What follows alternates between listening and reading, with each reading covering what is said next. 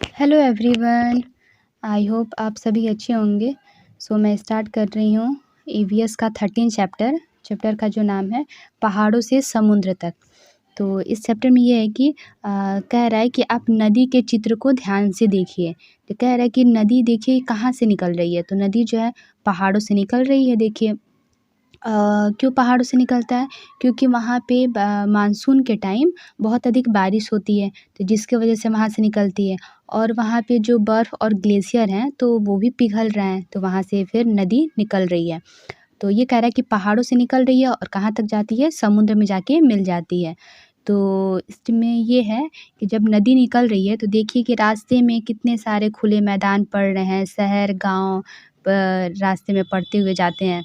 तो फिर देखिए जो जब स्टार्टिंग में जब निकलती है नदी, तो वहाँ पे इसका पानी एकदम साफ़ रहता है।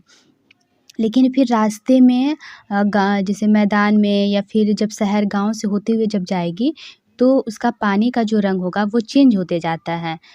तो इसमें देखते हैं क्यों चेंज होता है? क्योंकि जो नदी के जो किनारे बसे हुए गाँव हैं या फिर शहर, तो वो उसका नदी के पानी का यूज़ करने लगते हैं। कुछ लोग क्या करते हैं उसमें कपड़ा धोने लगते हैं, फिर जानवरों को नहलाने लगते हैं या फिर बर्तन धोने में। तो इन सब वजह के कारण कि नदी का पानी का जो रंग होता है वो चेंज होने लगता है। और नदी तो इसकी वजह से नदी का पानी क्या हो रहा है कि दूषित हो रहा है। तो इस चैप्टर से अभी तक कोई क्वेश्चंस नहीं बने हैं सीटेट में और ना ही बनेंगे भी, क्योंकि इस चैप्टर में कोई भी लाइन इम्पोर्टेंट नहीं है। हम नेक्स्ट चैप्टर देखते हैं, चैप्टर 14 चैप्टर है बसवा का खेत। तो बसवा क्या होता है? एक लाइन इसमें ये इम्पोर्टेंट है कि बसवा क्या है? तो बसवा एक जाति है। तो इसमें एक लड़का है वो बता रहा है कि मैं हूँ बसवा, मैं कर्नाटक के बेलवनिका गाँव में रहता हूँ। तो ये पूछ सकता है कि बेलवनिका गाँव कहाँ है? तो कर्नाटक में है। मेरे अप्पा किसान हैं। ये जो लड़का है वो बता रहा है कि मेरे जो अप्पा यानी पिताजी जो हैं वो किसान हैं। जुलाई का महीना है, हर बार की तरह इस बार भी अप्पा प्याज की फसल उगाने की तैयारी में है। तो इसमें किसान के बारे में ये बताया कि खेती वो कर रहे हैं, तो प्याज की खेती कर रहे हैं वो। तो जैसे कि इसमें क्या-क्या उनका जैसे कि खेती करने में क्या-क्या सामान लगते हैं, तो ये कह रहा है कि अप्पा ने खूंटी की मदद से खेत की मिट्टी को नरम किया। तो ये लाइन पूछा जाता है कि खूंटी क्या होता है? तो खूंटी क्या है? तो खेत की जो मिट्टी होती है, मिट्टी को नरम करने के लिए इसका यूज़ किया जाता है खूंटी का।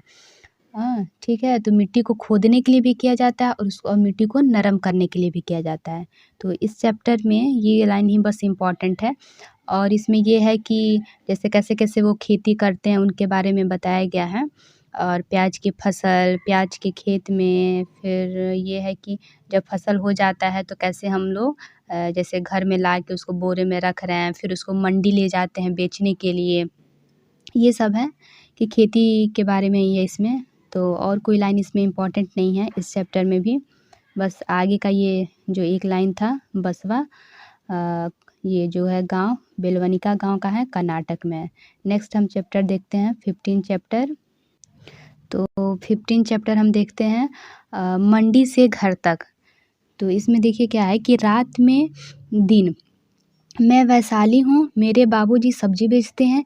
इस काम में अम्मा, भैया, छोटू और मैं भी मदद करती हूँ।